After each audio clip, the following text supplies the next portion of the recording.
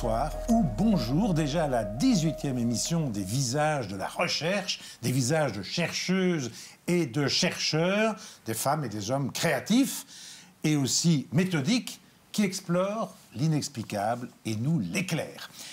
Delphine Misson, bonsoir. Bonsoir. Bonjour, vous êtes maître de recherche FNRS en droit de l'environnement à l'UC Louvain et donc les enjeux de justice climatique vous sont extrêmement proches. Mais dites-moi, la toute petite Delphine, la jeune Delphine, elle était déjà passionnée par la nature et ou par le droit? Par la nature, certainement. J'avais déjà aussi une sensibilité par rapport aux questions de pollution que je considérais comme une injustice. Mais j'avais peut-être aussi un penchant pour une certaine recherche scientifique quand j'y repense, parce que j'aimais bien explorer, découvrir les plantes, être les pieds dans le ruisseau en train d'observer les insectes, récolter des échantillons. Et voilà, donc... Alors, le chemin de votre recherche, si je résume, c'est revisiter les droits par rapport à la pollution, par rapport à l'environnement, changer finalement le regard du droit sur la nature, sur la représentation de la nature. Ça, c'est vraiment l'ADN de votre recherche? Absolument. Donc, je suis formée aux aspects juridiques de la protection de l'environnement, ce qui est un très vaste champ de recherche, avec en ligne de mire des questions comme le changement climatique, la pollution de l'air ambiant, la qualité de l'air ambiant et pourquoi pas les droits de la nature. Alors, bon, l'actualité, le scandale du PFAS, les problèmes de l'air ambiant, est-ce que, justement, les obligations de prudence et de diligence, est-ce qu'elles sont respectées ou pas? Pas à suffisance quand on voit l'état dégradé de certains aspects de notre environnement. Et évidemment, le droit est-il à la hauteur de ces enjeux? On peut se poser la question. Donc, au sein de ma matière, on est toujours en train de questionner l'adéquation des outils, les déterminants juridiques de l'ambition, car protéger l'environnement contre les PFAS et la santé humaine contre les PFAS, ce n'est pas uniquement une question de choix politique, d'opportunité politique. Il y a également un cadrage qui peut être lié aux droits humains, à la protection de la vie, à l'obligation de solidarité entre les générations. Donc vous êtes une chercheuse un peu particulière, un peu hors cadre, parce que il y a le sociétal, il y a l'économique, le climatique. C'est ça. Donc, quand je combine droit et environnement, ça me met dans une interface que je trouve tout à fait judicieux, mais qui était quand même à créer. Quand j'ai étudié, il n'y avait pas encore de cours de droit de l'environnement en Belgique, mais j'ai étudié à l'étranger ces matières qui ont vraiment surgi à la fin des années 80, au début des années 90, puisque c'est quand même l'époque où il y a de grands sommets de la Terre sur ces questions environnementales, aussi à l'interface aux questions de développement. Parce que les questions environnementales sont très articulées à une dimension finalement économique, de développement des sociétés. Et voilà, donc j'ai un peu baigné quand même à l'époque de mes études. C'était les sommets de la Terre à Rio, où on était déjà après l'accident de Tchernobyl. Mais quelles sont là les victoires que vous auriez eues, soit dans votre recherche, soit dans un combat juridique, et qui pourraient parler à ceux et celles qui nous regardent? Une victoire, en tout cas un rayonnement à l'international quand même, un travail sur la qualité de l'air ambiant et les législations à l'échelle du monde entier.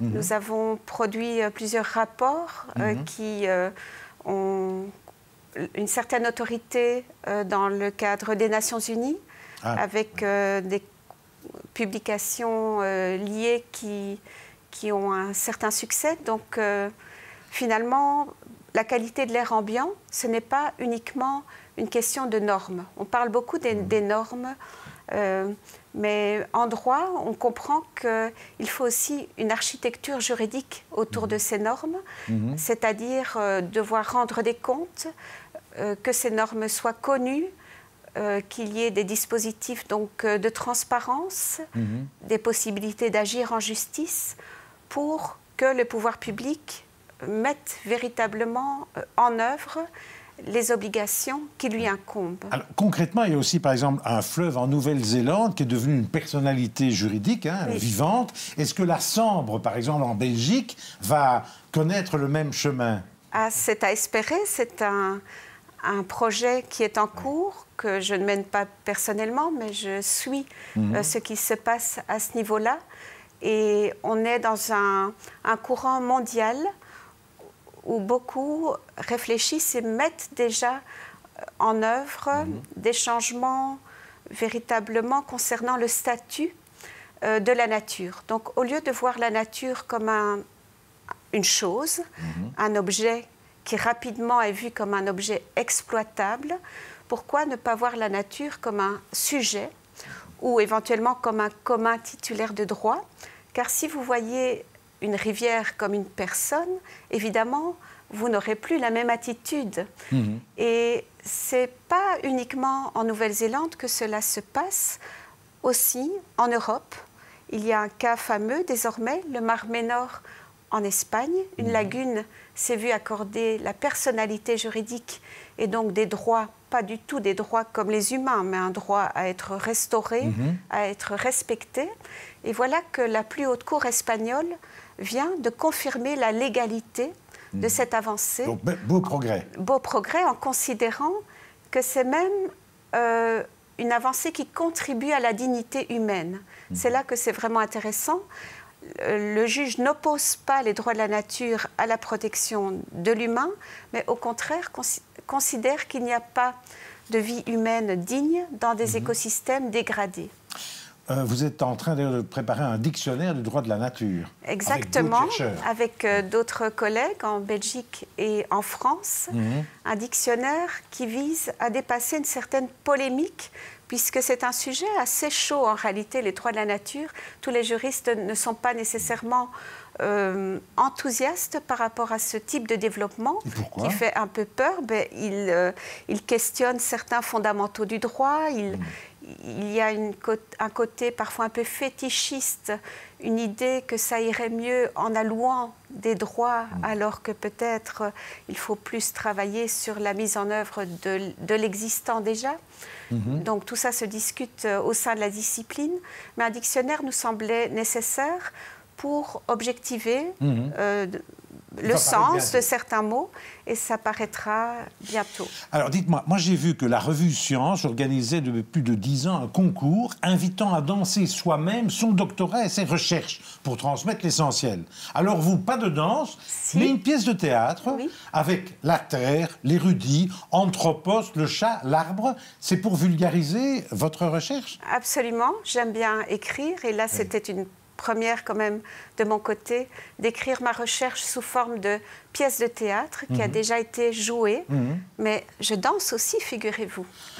Et vous avez dansé aussi pour exprimer votre recherche? Pas encore, mais voilà, ça m'intéresse, ce genre de transmission par l'expression qui soit autre que le canal académique classique. C'est vrai que le canal académique, c'est pas évident à faire comprendre non plus à la population. Oui, donc on s'adresse souvent à nos pairs pour transmettre des avancées scientifiques, mais quand même en matière d'environnement, qui sont les pairs. Ce ne sont pas uniquement les juristes. Exact. Et ça fait tout l'attrait de ma matière. Et vous devez être étonné, vos collègues, quand ils ont vu la pièce. Absolument, oui, sans doute un peu surpris. Oui. Mais donc là, c'est la dimension artistique plutôt rare. Mais quand je parle d'autres pairs, ce sont plutôt quand même les scientifiques, comme des climatologues ou des spécialistes de la chimie atmosphérique, des biologistes. Là, c'est vraiment important, je trouve, pour avancer dans le droit également et sa mise en œuvre effective, d'avoir cette discussion au-delà des spécialités. Car c'est par cette interface que, finalement, on peut mettre le doigt sur ce qui dysfonctionne, pourrait être amélioré. Allez, on termine. Votre utopie, la plus folle? La plus folle? Eh bien, si on prend l'image d'un orchestre, on peut se dire que finalement, ce qui fait la cohésion d'un orchestre, ce n'est pas le chef ou le fait que les partitions soient rigoureusement identiques et les instruments identiques également, c'est plutôt la possibilité de s'accorder autour d'un son, le La, passé entre les instruments, que l'on peut capter au moyen d'un diapason.